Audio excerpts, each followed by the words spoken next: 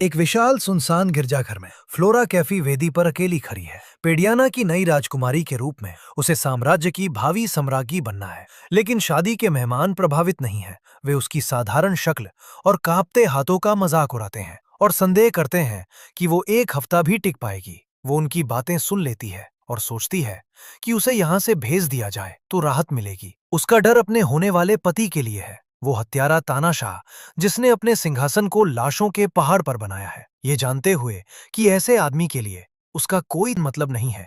वो जीवित रहने के लिए कुछ भी करने का संकल्प लेती है। सम्राट देर से आ रहे हैं। जब फ्लोरा वेदी पर घुटनों के बल कांप रही है तो कुलीन वर्ग आपस में फुसफुसाते हैं। काउंट कार्ल इस बात से आग बबूला है कि सम्राट की देरी एक सोची समझी अपमान है। अचानक एक ठंडी आवाज उसकी चिंताओं को खारिज कर देती है। सम्राट ओटले सियोनिया आ गए हैं। वो एक प्रभावशाली अंदाज में गलियारे से चल कर आते हैं, ये कहते हुए कि अगर पेडियाना ने कोई परेशानी खड़ी की तो वो उन्हें फिर से समर्पण करने पर मजबूर कर देंगे। वो काउंट को चुनौती देते हुए पूछते हैं कि क्या उसे उनकी शक्ति पर संदेह है। भयभीत होकर वो कुलीन तुरंत अपने शब्दों को वापस ले लेता है। ओटो वेदी तक पहुंचता है। फ्लोरा पर मुश्किल से एक नजर डालते हुए ये घोषणा करता है कि अब समारोह शुरू होगा। एक खुशहाल जीवन के बारे में पुजारी के शब्द खोखले लगते हैं। फ्लोरा जानती है कि वो दुल्हन नहीं है, वो एक बंदी। उसके विचार पेडियाना की नौकरानियों की ओर भटक जाते हैं। तीन है जो इस बारे में फुसफुसा रही थीं कि अनाथ विकल्प को उसके विनाश के लिए भेजा जा रहा है,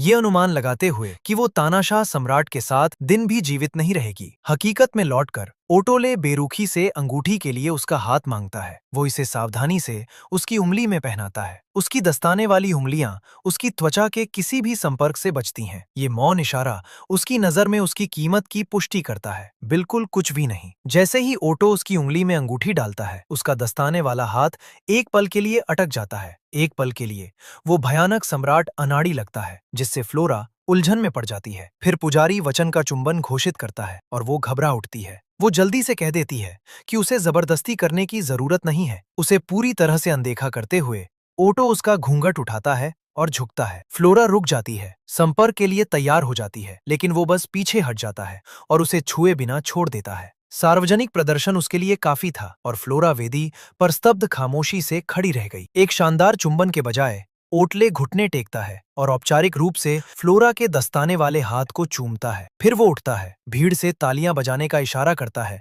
और तुरंत जाने के लिए मुड़ जाता है। फ्लोरा उसे जाते हुए देखती है, स्तब्ध, लेकिन थोड़ी राहत भी महसूस करते हुए।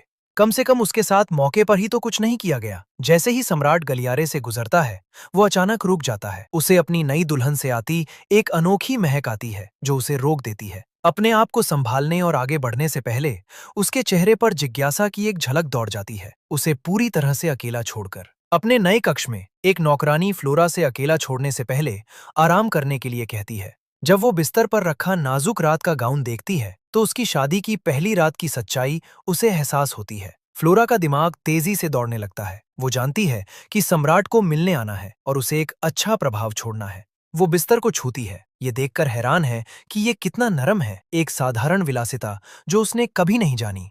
वो उस एहसास को महसूस करने के लिए बस एक पल के लिए लेट जाती है, लेकिन हॉल से अचानक आई एक आवाज उसे चौंकाकर बिठा देती है। उसकी क्षण भर की शांति टूट जाती है। 1 घंटा बीत जाता है। फ्लोरा अब रात के कपड़ों में ये मान लेती है कि सम्राट नहीं आ रहे हैं। इससे राहत की एक छोटी सी लहर आती है जिसमें गहरी अनिश्चितता भी मिली जुली है। एक सजा हुआ डिब्बा देखती है, उसे खोलती है तो उसमें एक नाजुक रुमाल होता है और वो सोचती है कि क्या उसे उपहार में देना चाहिए। उसके दिमाग में उसके शादी के दिन की बातें कौंध जाती हैं। उसने रानी माँ से अपनी दहशत बयां की थी, कहा था कि ये शादी मौत की सजा जैसा लग रहा है। रानी ने उसे सब जाता है जिसे हत्यारा कहने वाली आवाजें सता रही हैं। जैसे ही अंधेरा और कंकाल जैसी आकृतियां उसे घेरे लेती हैं, वो दर्द से अपने सीने को पकड़ लेता है। अचानक एक मीठी फूलों की खुशबू उस दुस्वप्न को चीर देती है।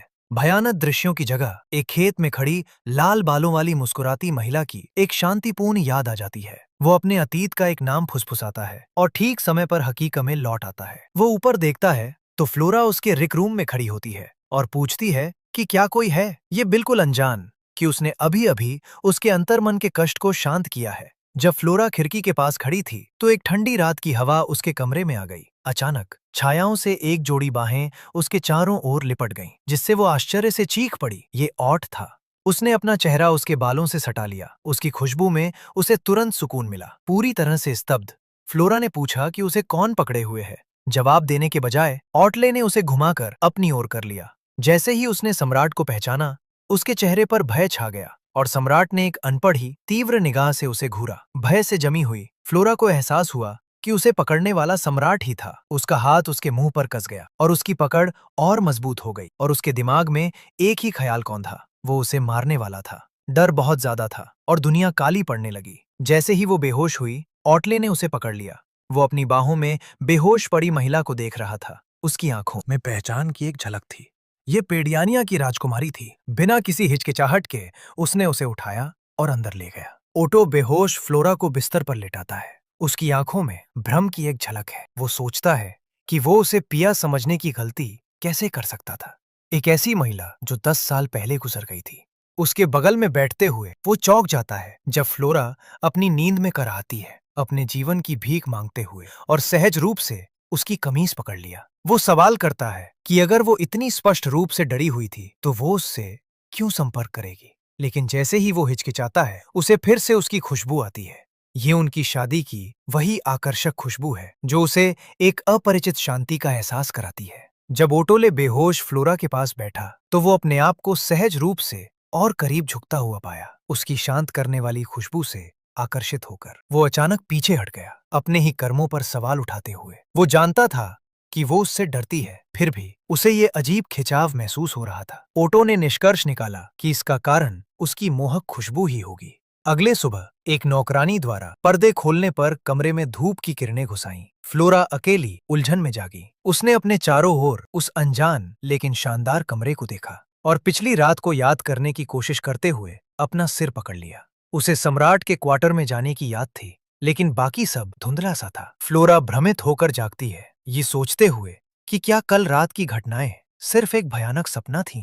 वो इस विचार को खारिज कर देती है। उसे अपने गले पर सम्राट के ठंडे हाथों का स्पर्श स्पष्ट रूप से याद है। लेकिन अगर ये सच था तो वो अभी भी जिंदा क्यों थीं? अपने घूमते विचारों के बीच विची नाम की एक नौकरानी अभिवादन करती है। फ्लोरा को पता चलता है कि सम्राट स्वयं उसे कमरे में वापस ले आए थे। विची पूरे दृश्य की कोमलता और रोमांटिकता के बारे में उत्साह से बताती है। फ्लोरा स्तब्ध रह जाती है।